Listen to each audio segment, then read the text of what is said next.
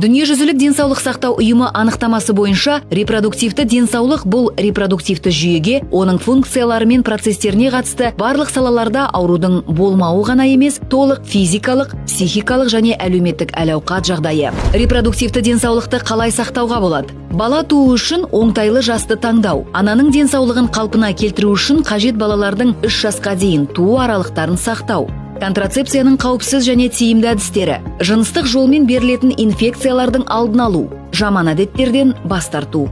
Репродуктивті денсаулыққа әсер ететін факторларды білу, оны сақтаудың алғашқы қадамы болып табылады. Контрацепцияны ақпараттандыру және сауатты қолдану қажетсіз жүктіліктің және жыныстық жолмен берілетін инфекциялардың алдын алады. Бұл ауруларды уақытылы диагностикалау және емдеу инфекциялық және қабыну процестерінің репродуктивті функцияға теріс әсерін азайтуға көмектеседі.